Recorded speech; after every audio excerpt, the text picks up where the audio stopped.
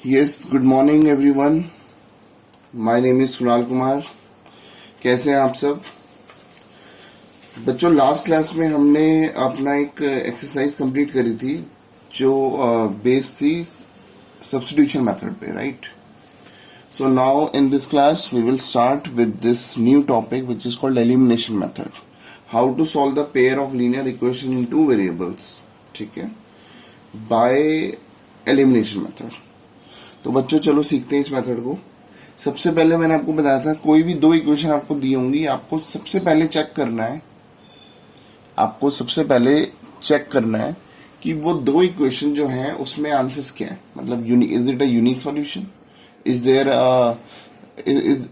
There like unique solution है, या वो इनफाइनाइटली मेनी सॉल्यूशंस हैं, या नो सॉल्यूशन है. ठीक है, और हम सॉल्व तभी करेंगे जब वो यूनिक सॉल्यूशन होता है, right? If there is a unique solution only then we will solve it. Is that clear? चलो मैं आपको क्वेश्चन सॉल्व करके बताता हूं और फिर आपको एक ही क्वेश्चन से उसका मेथड समझ आ जाएगा. For example this is your question. ठीक है, आपके पास ये दो इक्वेशन दी हुई है. X plus y is equal to 5 और ये दिया हुआ है 2x minus 3y is equal to 4. ठीक है, ये दो इक्वेशन दी हुई हैं. Now what is your next step? आपका क्या होना चाहिए? देखो इसका कोएफिशिएंट, x का कोएफिशिएंट क्या है? 1. कुछ नहीं है तो क्या है? 1. और इधर x का कोएफिशिएंट क्या है? 2. ठीक है, तो जो x का कोएफिशिएंट है, आप दोनों के x के कोएफिशिएंट को सेम बना दो. आप ये x के लिए भी कर सकते हो, ये y के लिए भी कर सकते हो. ठीक है बच्चों, चलो फॉर एग्जाम्पल कि मैं आपसे बोल रहा हूं x का कोएफिशिएंट सेम बनाना है, तो आप क्या करोगे? इस वाली इक्वेशन को मल्टीप्लाई कर दो दूसरे वाले x के कोएफिशिएंट से. इधर जो x का कोएफिशिएंट है वो क्या? 2, तो इसको 2 से मल्टीप्लाई कर दो. और इस वाली इक्वेशन को मल्टीप्लाई कर दो इधर वाले x के कोएफिशिएंट से, वो क्या है? 1, तो इधर 1 से मल्टीप्लाई कर दो. ठीक है बच्चों, अब आप इसको सॉल्व करो तो ये 2 का मतलब पूरी इक्वेशन को मल्टीप्लाई कर दोगे तो ये हो गया 2x plus 2y is equal to 10. और इधर क्या हो गया? 1 से मल्टीप्लाई किया तो कुछ चेंज होना नहीं है, क्योंकि 1 से किसी को मल्टीप्लाई करने सेम वैल्यू रहती है. फिर आप इसको सॉल्व करो. अच्छा, ये जो मैंने 2 और 1 करा ये मैंने x के लिए करा, आप y के लिए भी कर सकते हो. ठीक है, चलो अब देखो ये 2x दोनों वैल्यू सेम है. सेम से आंसर नहीं आएगा, सेम से वैल्यू कटेगी नहीं. हमें दोनों को सेम बना दिया, अब दोनों काटना है तो इसको माइनस, इनके साइन चेंज कर रहे हैं. यहां माइनस था तो इसका मतलब ये प्लस हो गया. देखो यहाँ प्लस था ना, 2 के आगे क्या था? प्लस था, कुछ नहीं था, बाय डिफॉल्ट प्लस था, तो प्लस को मैंने माइनस में कन्वर्ट कर दिया. यहाँ माइनस था तो वो प्लस में कन्वर्ट हो गया, यहाँ प्लस था तो वो माइनस में कन्वर्ट हो गया. अब आपको पता है क्या देखना है? ये जो वैल्यू है ये प्लस 2x नहीं, माइनस 2x है. ये जो वैल्यू है ये प्लस 3y है. ये जो वैल्यू है माइनस 4 है, राइट? तो 2x से 2x कट गया तो ये हो गया 2y plus 3y that is 5y. और ये 10 माइनस 4 इज 6, तो y की वैल्यू होगी 6/5. The value of y is 6/5. जब y की वैल्यू 6/5 हो गई तो अब आपने x की वैल्यू निकालनी है. कोई भी, जैसे आपकी फर्स्ट इक्वेशन थी या सेकंड इक्वेशन, किसी भी इक्वेशन में आप वो वैल्यू पुट कर सकते हो. तो हम लिखते हैं let us put the value of y in equation 1. तो मैं फर्स्ट इक्वेशन में इसको पुट करता हूं. ठीक है, चलो इसको मैं फर्स्ट इक्वेशन में पुट करता हूं.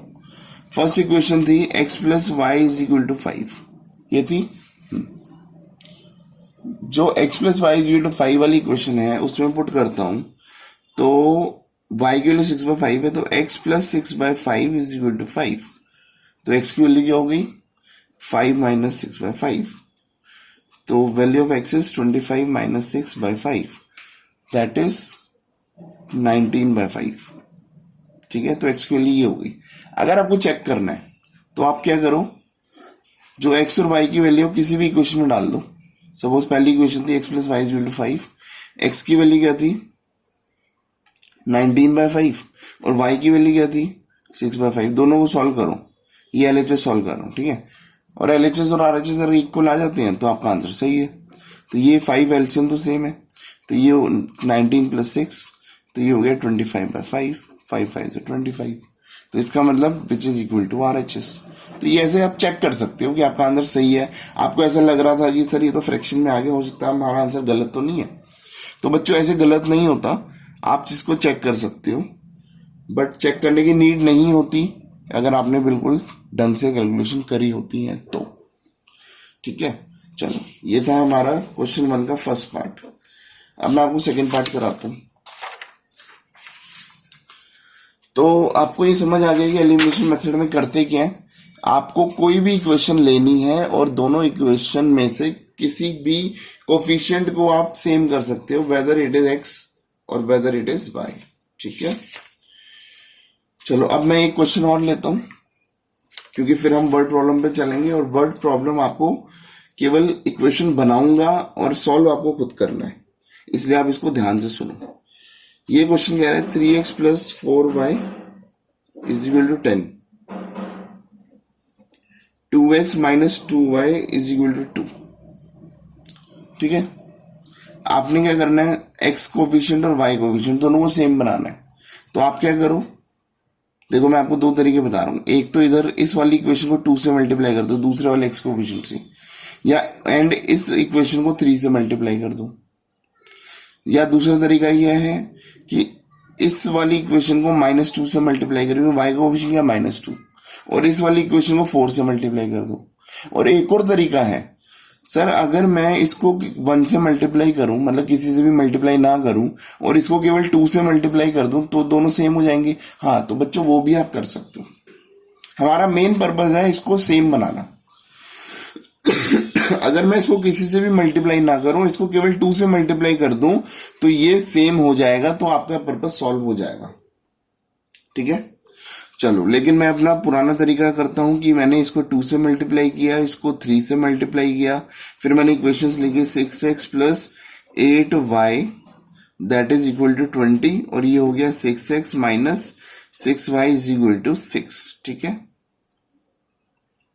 अब क्या हो गया, देखो दोनों के साइन सेम है, साइन सेम पे कटेगा नहीं, तो आपको नीचे वाले के साइन चेंज करने हैं। और अगर इसके साइन चेंज करोगे तो आपको पूरी नीचे वाली पूरी इक्वेशन के साइन चेंज करने पड़ेंगे। देखो ये प्लस का माइनस हो गया, माइनस का प्लस हो गया, प्लस था तो ये माइनस हो गया, तो plus 6x minus 6x cut गया, प्लस 8y और प्लस 6y है। अब आप इसका साइन माइनस नहीं कंसिडर कर सकते, ये प्लस बन चुका है, तो 8 प्लस 6 क्या हो गया 14y, 20 माइनस 6 क्या हो गया 14। तो what is the value of y, the value of y is 1, 14 divide by 14 1 हो गया।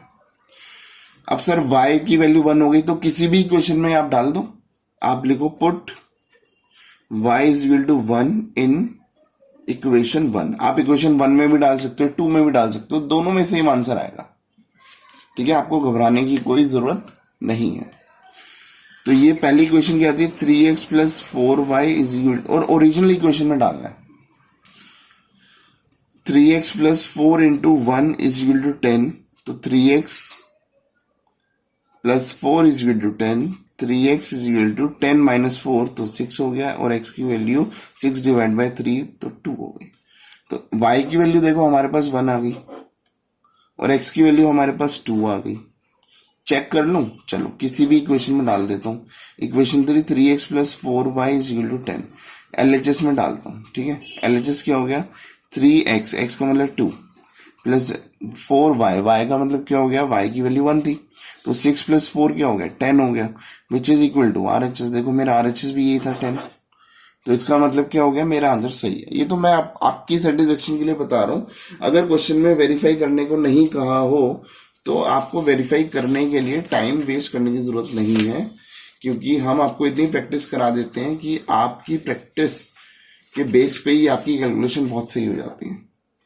ठीक है बच्चों, चलो ये हमारा था सेकंड पार्ट।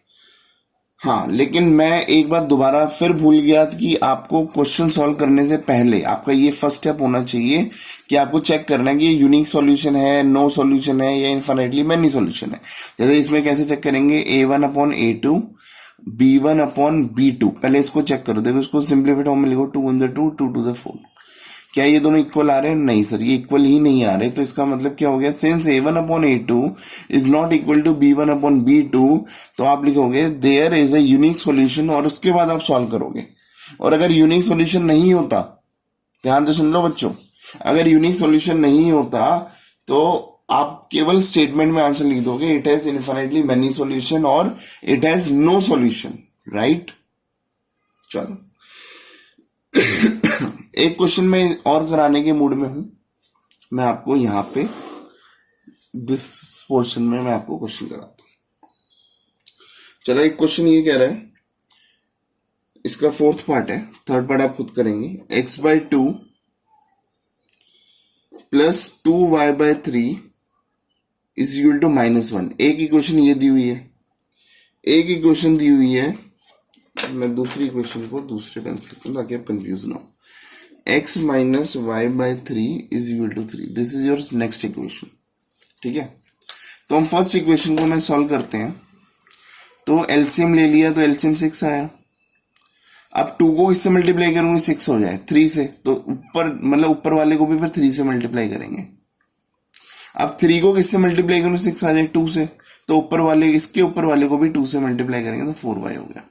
ये -1। मैं धीरे धीरे बीच में आपको पुराने बेसिक्स भी कराने की मेरी आदत है, ताकि अगर किसी बच्चे के पुराने बेसिक्स वीक हों तो वो इससे कवर अप कर ले। 6 को इधर मल्टीप्लाई करते हैं, देखो डिवाइड है तो उधर मल्टीप्लाई जाएगा, ये हो जाएगा 3x plus 4y is equal to -6, ठीक है। ये आपकी इक्वेशन 1 हो गई। ऐसे इक्वेशन 2 को सॉल्व करते हैं। इक्वेशन 2 क्या कह रहे हैं, देखो इस इधर 1 है तो एलसीएम 3 हो गया। अब 1 को किससे मल्टीप्लाई करोगे, 3 बन जाए, तो 1 3 3 होता है, तो ऊपर वाले को भी 3 से मल्टीप्लाई करेंगे। y 3 को किससे मल्टीप्लाई करोगे, 3 हो जाएगा सर 1 से, तो ऊपर वाले को भी 1 से, मतलब आप किसी से मल्टीप्लाई मत करो, ठीक है। तो ये हो गया 3x minus y is equal to 9, ये आपकी इक्वेशन 2 हो गई, ठीक है। अब मैं दोनों इक्वेशन को लिखता हूं इधर। देखो एक इक्वेशन हो गई 3x plus 4y is equal to -6, और दूसरी इक्वेशन हो गई 3x minus y is equal to 9। अब पहले आप चेक करो कि ये यूनिक सॉल्यूशन है या नहीं है। देखो a1/a2 इज b1/b2। आप पहले इसको चेक करो। देखो इसको सिंप्लीफाई करते हैं, जहां सिंप्लीफाई हो सकता है आप सिंप्लीफाई करोगे, नहीं तो आपका आंसर गलत आ सकता है। ये 1/1 है, ये 4/-1 है, ये इक्वल नहीं है ना, तो आप लिखोगे since a1/a2 is not equal to b1/b2, so it has unique solution, it has unique solution. आप पूरी थ्योरी जरूर लिखोगे, ठीक है। और यूनिक सॉल्यूशन है तो हम सॉल्व करेंगे, और अगर यूनिक सॉल्यूशन नहीं होता तो हम केवल मेंशन कर देते कि सर देखो since a1/a2 is equal to b1/b2 is not equal to c1/c2, so there is no solution and the lines are parallel, ठीक है। ऐसे ही आप इसको मेंशन करते रहोगे। और इनफिनिटली मेनी सॉल्यूशन के लिए क्या होता है, since a1/a2 is equal to b1/b2 is equal to c1/c2, so the lines are, so the equations have infinitely many solutions, right। चलो ये यूनिक सॉल्यूशन है तो हम सॉल्व करते हैं। तो ये हो गया 3x plus 4y is equal to -6 और 3x minus y is equal to 9। देखो x का कोफिशिएंट ऑलरेडी सेम है, तो मुझे किसी से मल्टीप्लाई करने की जरूरत ही नहीं है। लेकिन ये दूसरा दोनों के साइन प्लस है, तो मैं नीचे चलेगा माइनस कर दूंगा, साइन चेंज में ही कटता है। अब इसके साइन चेंज करेंगे तो इसके भी करेंगे, कट गया ये। 4y प्लस वाई कितना हो गया, 5y, -6 -9 -15, y is equal to, ये डिवाइड में चला गया तो -3। y की वैल्यू -3 हो गई तो x की वैल्यू निकालते हैं, इक्वेशन 1 में पुट करते हैं। इक्वेशन 1 थी 3x plus 4y is equal to -6, तो 3x plus 4 into -3, 3x plus 4 into -3 that is equal to -6, तो 3x minus 12 is equal to -6, तो 3x इज इक्वल टू 6, और x की वैल्यू यहाँ पे आ गई 2, तो x की वैल्यू 2 आ गई, y की वैल्यू 3 आ गई। तो these are your solutions. Is that clear? ठीक सर ये तो हमें समझ आ गया। अब हम चलते हैं वर्ड प्रॉब्लम पे, ठीक है। ये आपका क्वेश्चन नंबर 2 है जो कि वर्ड प्रॉब्लम है। This is what, this is word problem, ठीक है। चलो अब हम वर्ड प्रॉब्लम पे चलते हैं। तो वर्ड प्रॉब्लम क्या कहता है, वर्ड प्रॉब्लम का फर्स्ट पार्ट, ठीक है। मैं इधर क्वेश्चन लिखता हूं, if we add 1 to the numerator, if we add 1 to the numerator, ठीक है, and subtract 1 from the and subtract 1 from the denominator. A fraction reduces to 1. जो फ्रैक्शन है वो हमारा 1 हो जाता है. 1 का मतलब 1/1, ठीक है, क्योंकि नीचे कुछ नहीं होता तो अपॉन 1 ही होता है. It becomes 1/2 if we only add 1 to the denominator. What is the fraction? What is the fraction? ठीक है, चलो इसको सॉल्व करते हैं. देखो, हम लेट करेंगे, let the numerator be x and let the denominator be y, है ना. और ये कह रहा है if you add 1 to the numerator and subtract 1 from the denominator. तो ये कह रहा है न्यूमरेटर से 1 ऐड कर दो, न्यूमरेटर में 1 ऐड कर दो, और डिनोमिनेटर से जो y है उसमें से 1 सब्ट्रैक्ट कर दो, उसमें से 1 सब्ट्रैक्ट कर दो, तो हमारा आंसर क्या हो जाएगा? 1 हो जाएगा. 1 होगा, 1 का मतलब 1/1, ठीक है. ये हो गया केस 1, ठीक है. मैं इधर केस 2 लिखता रहता हूं. A fraction reduce, sorry, it becomes 1/2. ये कह रहा है ये आंसर 1/2 तब आएगा if we only add 1 to the denominator. तो हम कह रहे हैं कि केवल डिनोमिनेटर में 1 ऐड करो और न्यूमरेटर में कुछ नहीं करना. तो फिर बताओ क्या, मतलब 2 केस हमने बना दिए. 2 इक्वेशन आप बना लोगे, क्रॉस मल्टीप्लाई करो. तो x+1 is equal to y-1, इधर हो गया 2x is equal to y+1. आप इसको इधर ले जा सकते हो, x minus y is equal to -2, और इधर हो गया 2x minus y is equal to 1, ठीक है. This can be your equation 1, this your equation 2. अब आप दोनों को सॉल्व कर सकते हो, ठीक है. चलो ठीक है सर, ये हमें समझ आ गया, बहुत बढ़िया. अब हम करते हैं क्वेश्चन नंबर 2. आप देख सकते हो, वीडियो पॉज करके भी समझ सकते हो इसको, ठीक है. चलो अब मैं करता हूं क्वेश्चन नंबर, इसका second part. Let us start with the second part. क्या क्वेश्चन कह रहा है? 5 years ago Nuri was thrice as old as Sonu. 10 years later,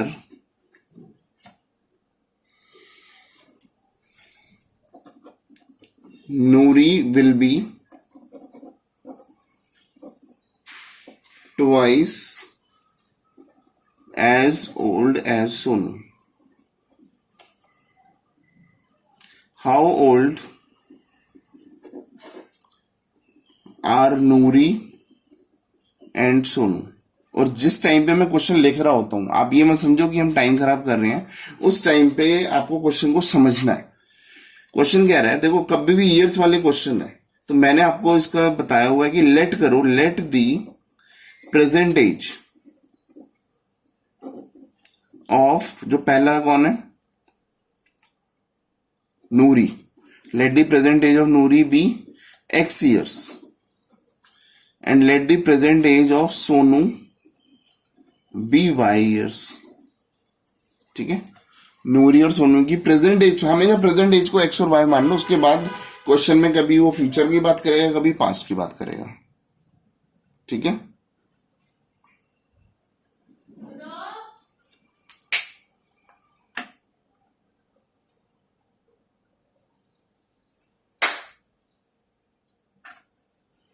late the present age of Sonu be y years, ठीक है. अब according to question कह रहा है 5 years ago. तो चलो 5 years ago पे चले जाते हैं. अकॉर्डिंग टू क्वेश्चन 5 years एगो, क्या कहानी है? देखो 5 years एगो क्या होगा?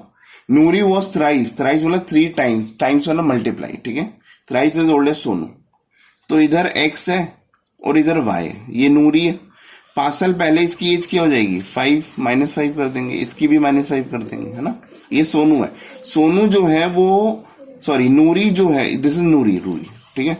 नूरी जो है वो सोनू से 3 times ओल्ड थी, तो जो बड़ा होता है उसके अपोजिट में मल्टीप्लाई करते हैं, ये मैंने आपको बता रहा है। ये आपकी इक्वेशन बन जाएगी, ठीक है।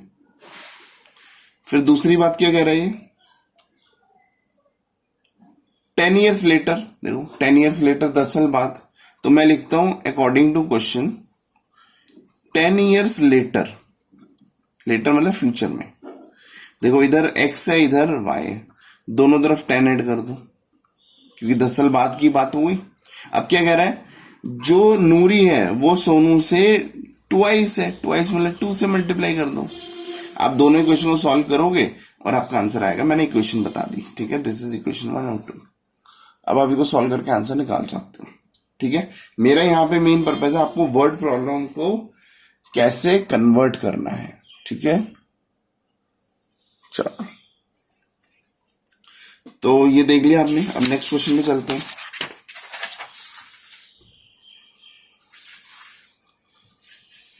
नेक्स्ट क्वेश्चन क्या कहता है? Third part, the sum of the digits of a 2-digit number. देखो, the sum of the digits of a 2-digit number is 9, ठीक है। 2-digit नंबर को हम सम करते हैं, उनके डिजिट्स को अगर ऐड करते हैं तो 9 आते हैं। सपोज 18 एक नंबर है, 1 + 8 क्या हो गया? 9। ऐसे 26, सॉरी ऐसे क्या हो गया? 18 हो गया, 27 हो गया, 36 हो गया, ऐसे बहुत सारे नंबर हो गए, ठीक है। ये कह रहा है दोनों को सम करेंगे तो 9 आ गया, ठीक है। Also 9 times, also 9 times this number is twice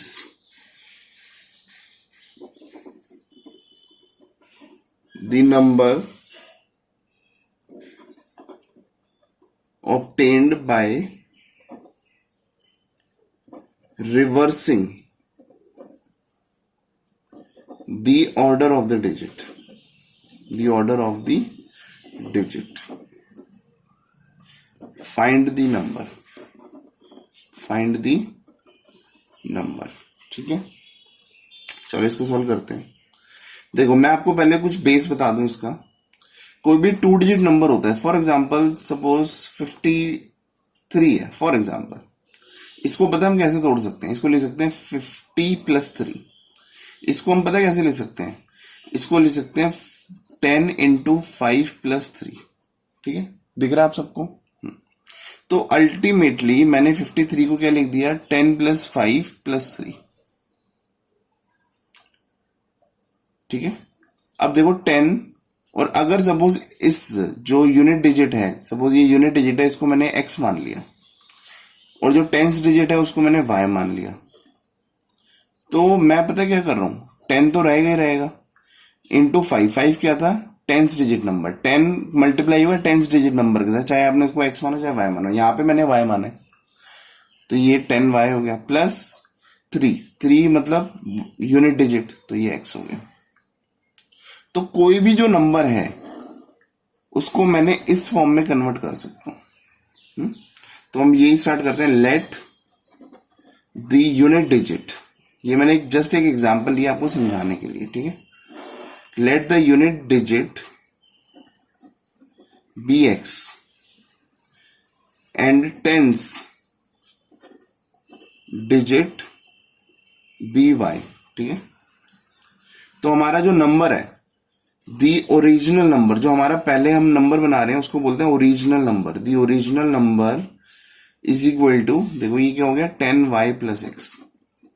या हमेशा याद रख लो, जो भी टेंस में लिया उसको 10 से मल्टीप्लाई कर दो, प्लस जो यूनिट में लिया उसको यूनिट में ऐड कर दो, ठीक है। तो 10y+x हो गया, ठीक है बच्चों, ये वाली कहानी आपको क्लियर है। ये हमारा नंबर हो गया। फिर कह रहा है कि और पहले केस में क्या कह रहा था, sum of the digits of two digit number is 9। इसकी इक्वेशन में इधर लिख देता हूं, ये सिंपल सी बात कर रहा है। ये क्या कह रहा है कि दोनों का अगर हम सम करेंगे, मतलब x+y, तो ये हमारा 9 आ रहा है। ये तो हमारी पहली इक्वेशन बहुत सिंपल सी होगी, ये इसी बेस पे बन गई, ठीक है। जो ये कह रहा है after also 9 times this number, अब नंबर ये है, ये नंबर ये है, ठीक है। ये कह रहा है 9 times this number is twice the number obtained by reversing the digit, ठीक है। अच्छा, रिवर्स ऑर्डर की डिजिट लिख देते हैं, ठीक है। Number when digits are reversed, जब डिजिट को रिवर्स कर देते हैं तो नंबर क्या बनेगा, देखो x और y को इंटरचेंज कर दिया, अगर उल्टा करेंगे तो 3 इधर आ जाएगा, 5 इधर आएगा, मतलब x और y को इंटरचेंज कर रहे हैं। तो ये हमारा नंबर हो गया 10x+y, ये रिवर्स हो गया, रिवर्स के केस में ये नंबर है, ठीक है। तो क्वेश्चन क्या कह रहा है, 9 टाइम्स दिस नंबर, ये दिस नंबर मतलब ओरिजिनल नंबर, तो ये जो नंबर है इसको 9 से अगर आप मल्टीप्लाई करते हो, it becomes twice the number obtained, twice the number obtained by reversing the digit, ठीक है। देखो 9 times the original number equal to twice the number obtained by reversing the digits. Now you will solve it, तो ये हो गया 90y+9x is equal to 20x+2y। तो हो गया 90y -2y, ये भी इधर हो गया 9x - 20x, उधर 0 रह गया। तो व्हाट इज द इक्वेशन, तो ये हो गया -11x। अच्छा ये 9 नहीं है, सॉरी, मैं इसको दोबारा लिख देता हूँ, ठीक है। देखो ये हो गया, हाँ नहीं ये 99 20 नहीं, सही कर रहे थे, ठीक है, सॉरी। ये हो गया 9x - 20x plus 90y - 2y is equal to 0। तो ये हो गया -11x और ये कितना हो गया +88y इज इक्वल टू 0। इसको और सिंप्लीफाई कर सकते हैं, 11 से दोनों साइड को डिवाइड कर दिया, तो ये हो गया -x + 8y, और इसको भी 11 से डिवाइड किया तो ये 0 ही रहा। तो now this is equation 1, this is your equation 2, you will solve it and you will get your answer, ठीक है बच्चों। आई होप कि आपको समझ आ रहा है। चलो, so let us move to the next part of the word problem, that is fourth equation, question number 4, ठीक है, fourth part।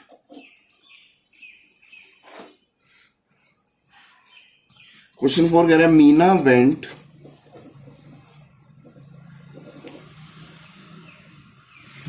went to a bank to withdraw ₹2,000, to withdraw ₹2,000. She asked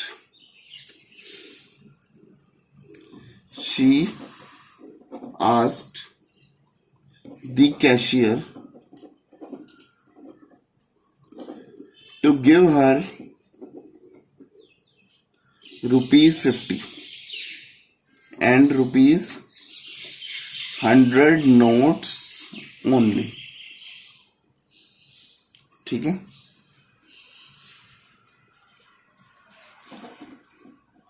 Meena got 25 notes in all. Find how many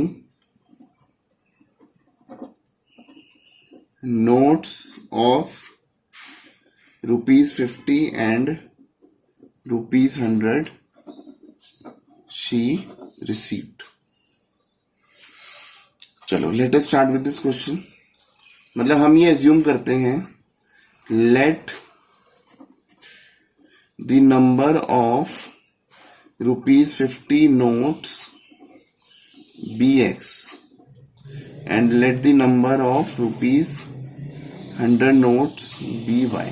ठीक है, दोनों मिला के number of notes, Meena got 25 notes in all. इसका मतलब ये x plus y is equal to 25। ये तो एक इक्वेशन बन गई हमारी, ये हमारी एक इक्वेशन बन चुकी है। ठीक है, अब उसने बोला है कि टू गिव हर ₹1500 नोट्स और उसने 2000 रुपए विड्रॉ करने हैं।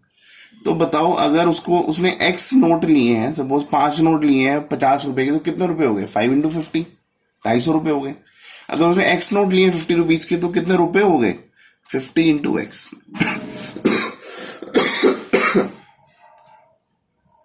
सॉरी, अगर 100 रुपए के उसने y नंबर ऑफ नोट्स लिए तो कितने रुपए उसने यहां से लिए? 100y, और टोटल अमाउंट कितना हो गया? 2000। बहुत सिंपल है।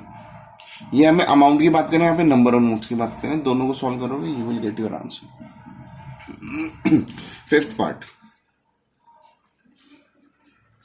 अ लैंडिंग लाइब्रेरी, एक लाइब्रेरी है जिसका काम बुक्स देना है, has a fixed charge for first 3 days, फॉर first 3 days and an additional charge for each day thereafter। उसके बाद कुछ फिक्स चार्ज है, मतलब 3 दिन तक आपकी यही कॉस्ट है। फॉर एग्जाम्पल 10 रुपए, तो 3 दिन तक 10 रुपए, चाहे आप 1 दिन में लौटा दो, चाहे 2 दिन में लौटा दो, चाहे 3 दिन में लौटा दो। ठीक है, और उसके बाद आप जितने भी दिन रखते हो तो उसके लिए पर डे का अलग से चार्ज है। सपोज पर डे का चार्ज 5 रुपए, तो 1 दिन रखोगे तो 5 रुपए लगेंगे, 2 दिन रखोगे तो 10 रुपए लगेंगे, लाइक दैट। ठीक है, फिर क्वेश्चन कह रहा है सरिता पेड ₹27 फॉर अ बुक। उसने टोटल 27 रुपए दिए for a book kept for 7 days, 7 दिन के टोटल उसने 27 रुपए दिए। इसमें फिक्स्ड और वेरिएबल दोनों मिक्स्ड है। ठीक है, वाइल सुसी पेड, पता नहीं कैसे नाम, वाइल सुसी paid ₹21 for the book she kept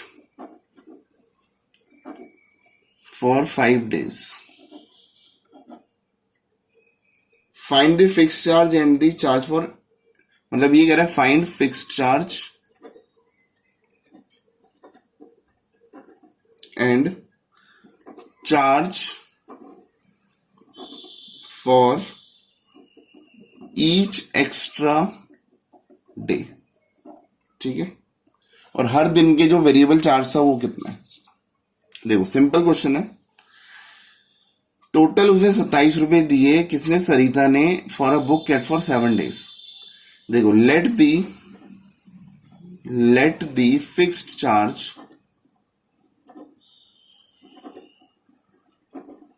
B ₹x, fix charge को x मान लेते हैं, एंड लेट दी वेरिएबल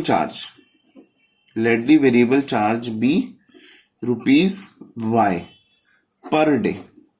हर दिन के y रुपीज लगते हैं। ठीक है, चलो ये आपको समझ आ गया।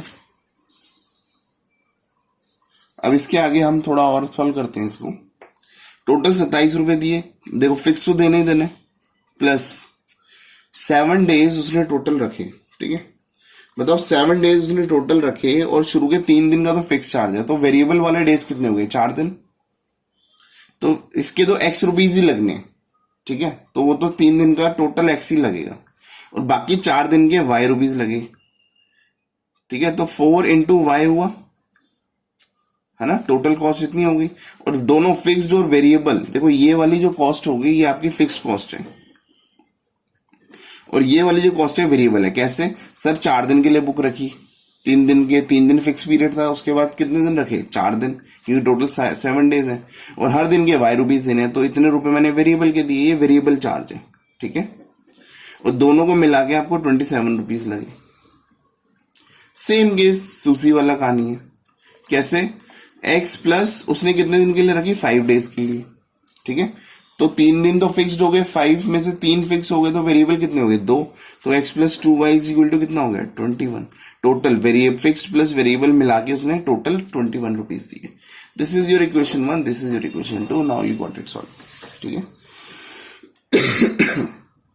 तो बच्चों, this was our exercise elimination method. अगर आपको कोई भी डाउट आता है तो आप यहाँ पे मुझसे फोन करके पूछ सकते हैं, व्हाट्सएप पे पूछ सकते हैं। And if you want to become topper in class 10th maths, तो remember the name Kunal sir, I will help you out, ठीक है। चलो, thank you so much, see you.